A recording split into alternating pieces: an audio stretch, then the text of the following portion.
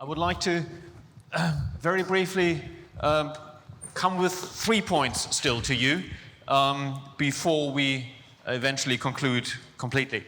First of all, a very big thanks to all the speakers who have prepared the presentations, who were willing to come up on stage and gave astonishingly frank opinions here. Thank you very much.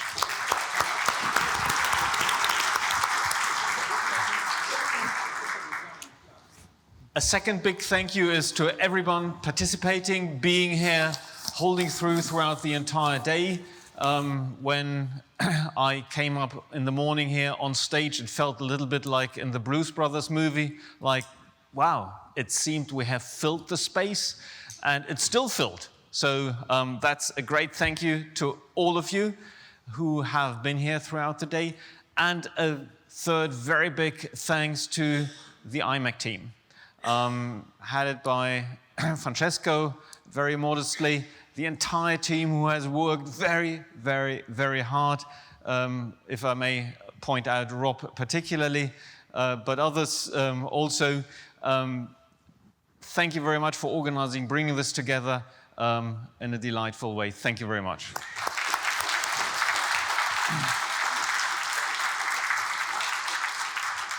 The second point I would like to make: we have gone through the 4 sessions.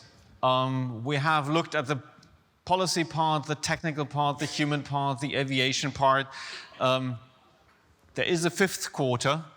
Right outside afterwards, there is a reception sponsored by IMEC, and you're all invited to it. And as I said in the morning, we are here to exchange, to talk, to discuss.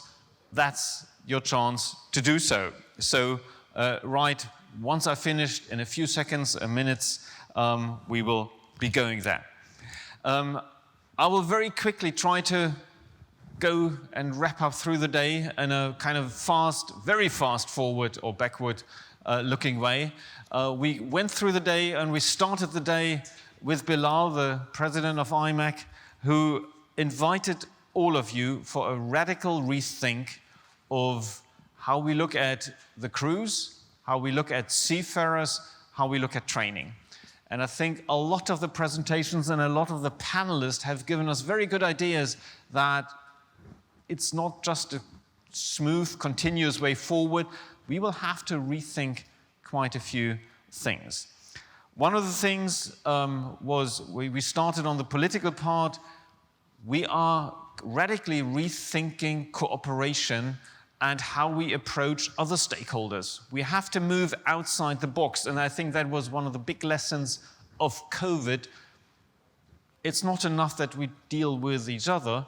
We actually have to form a coalition, and that is the MOU, the coalition between IMEC, ICS, ITF, and hopefully other stakeholders, looking outside, talking to governments, talking to the UN bodies, talking to people who did things actually wrong, who have to improve dramatically.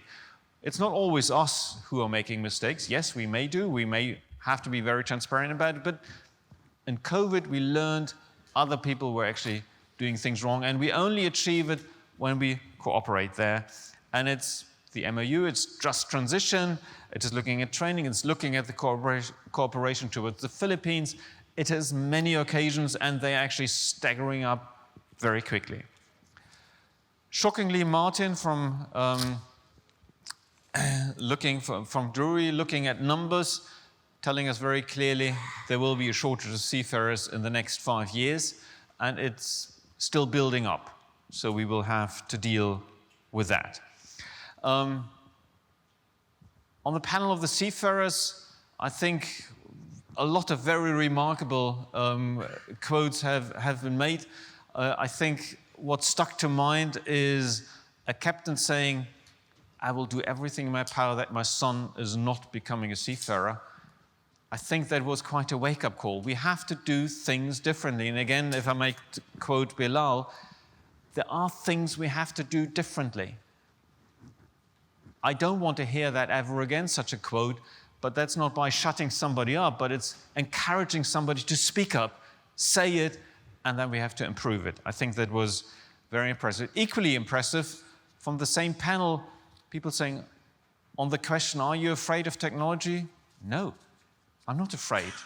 I'm actually looking forward to it. It was cadets and experienced officers saying that, which was actually a very positive note here. Also somebody saying, well, every day I'm waking up on board of the ship is a Monday. Also that tells us we have to improve something so that the feeling of a Friday is also happening on board of a vessel. In diversity, I think we also heard a very interesting input here.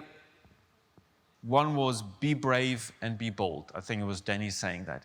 Be brave, be bold, speak to others, make diversity our daily life. Make it normal, make it transparent.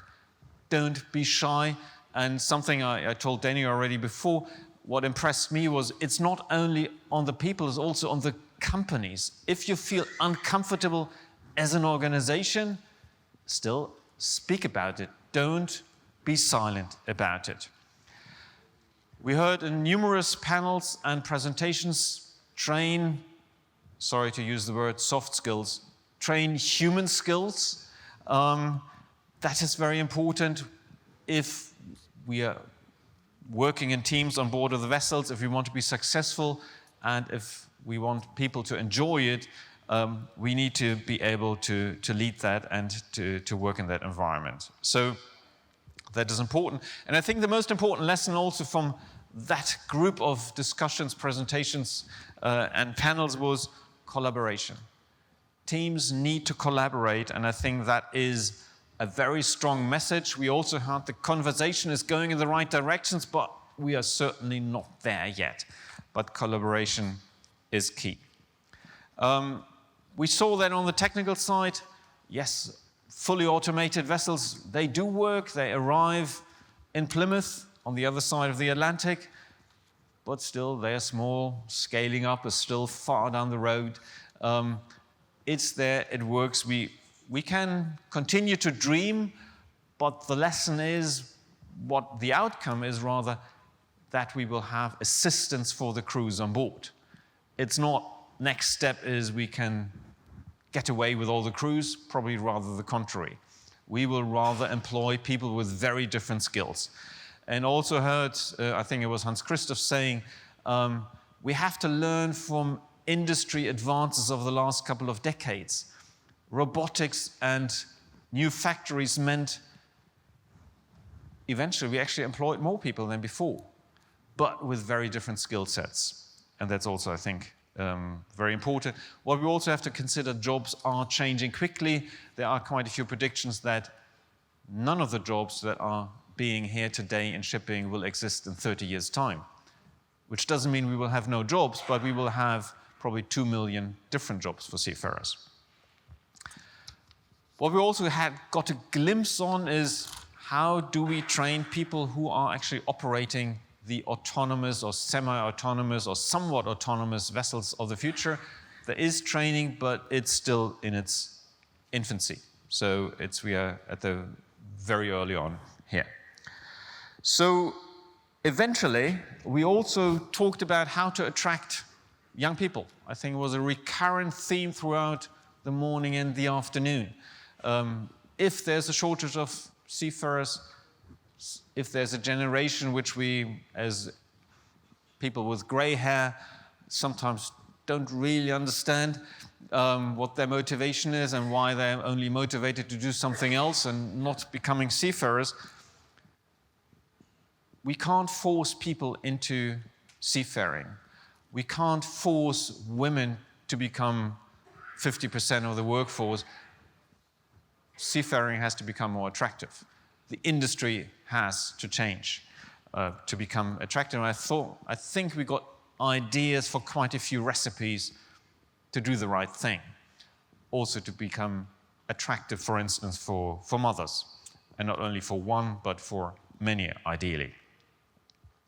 And eventually, when we ended up on the airline industry, what we can learn from there, again, interestingly, collaboration, close collaboration, teamwork, in a very structured way, and a big focus on, as Heather said, no-tech skills.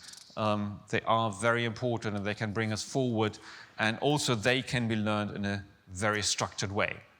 So thank you very much for attending this very inspiring day, I found, and an invitation from IMEC to the reception outside. Thank you very much.